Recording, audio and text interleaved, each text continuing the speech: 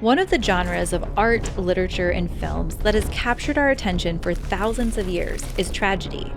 It's the type of book or movie that doesn't really have a happy ending. So why are we so drawn to this genre, and why has it lasted for so long? The genre of tragedy has its roots in the ancient Greek theater. The best way to define it is a story where the main character has something to lose and a fatal flaw that foretells his or her inevitable downfall and loss. But the real key to the tragedy is that we, as the audience, see the downfall coming the whole time. This gives us a sense of suspense that keeps us wrapped in the story. Hitchcock explained suspense perfectly. He said, if suddenly a bomb goes off, the audience is shocked for a few seconds. But if the audience is told 10 minutes in advance that a bomb will go off, then the audience will experience 10 minutes of dread. That is suspense. For example, in Shakespeare's Romeo and Juliet, Shakespeare tells us at the very beginning, two star-crossed lovers will take their own life. This inevitable moment is felt hanging over the entire play as the two fall in love. Some other famous examples of tragedy you might be familiar with are Homer's Iliad, The Great Gatsby, The Hunger Games, and more. Interestingly, there's even a positive emotion that comes from experiencing the dread of the tragedy. That positive emotion Aristotle called catharsis. We experience a rising negative emotion when being confronted with a character's fatal flaw and the suspense of their coming downfall. The final completion of this fall surprisingly results in the positive emotion of catharsis, or a release of those pent-up negative emotions. Often, art and literature is a pleasant escape from facing the difficult reality of life, but tragedy forces us to confront the harshness of the human condition and come to grips with the negative consequences of our actions or situation. Great art and literature taps into the hope we all have that life is not meaningless and absurd, but has a deeper meaning. When faced with a story that is a tragedy, we're experiencing the suspense of dread because it is in conflict with the hope that we have for a happy ending to the story. Because really, we all hope for a happy ending in our own lives. In a way, we can relate to the tragic character. We all have flaws, and we all know there is an inevitable downfall we'll experience. Death.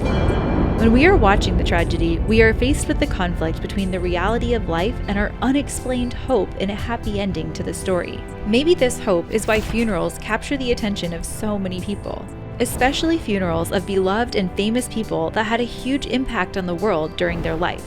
This person that we admire that did incredible things in the world still faced the inevitable downfall of all of us, death. Dr. Martin Luther King Jr. died in Atlanta in 1968, and following his assassination, he was refused a state funeral by Georgia Governor Lester Maddox. Even still, thousands of people gathered who either wanted to be present or watch his funeral. Queen Elizabeth II died in 2022, and there were estimates that over 4 billion people around the world watched her funeral. So the question we should really be asking that could explain why we're drawn to tragedies is this: do we believe that life is a tragedy?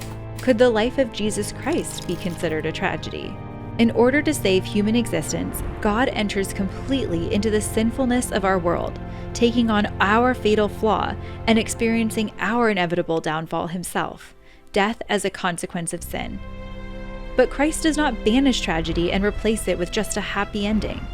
Instead, he carries it into the heart of God. The theologian Hans Urs von Balthasar wrote that Christ fulfills the contradiction of existence, not by dissolving the contradiction, but by bearing that affirmation of the human condition as it is through still deeper darknesses, to the end as love. And by doing so, Jesus redeems the tragedy of life. Tragedy is part of the ordinary reality of the present fallen and broken order. For Balthasar, Christ was the true tragic hero of the world who exceeded all tragic literature and experience. We can't seem to look away from the genre of tragedy because it forces us to confront and feel the hope we have that somehow we can overcome our inevitable downfall. A Christian funeral, in a lot of ways, is like the culmination of a Greek tragedy. We can't ignore the fact that death is always a tragedy. The character had a fatal flaw we all saw coming: our own mortality. But a truly Christian funeral is also a sign of hope. that Jesus has taken on the tragedy of our lives and suffered the consequences for us. We now stand waiting in the hope that life does have meaning, it is worth living, and we await our redeemed ending in Jesus Christ.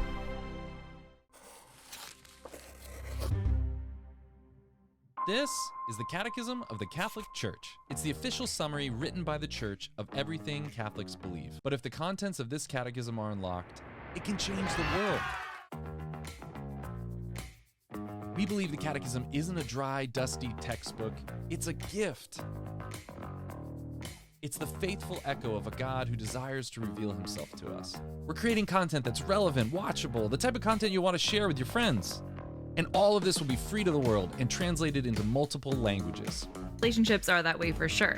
It's about getting to know someone and then trusting that person. Relaciones son así. Se trata de conocer a alguien y luego confiar en ese. Dépendait fréquemment de la foi des gens en lui et en son pouvoir. Dependia da fé das pessoas nele. Jesus também foi modelo de fé porque confiou. We're transforming the letter into a living voice for the modern world.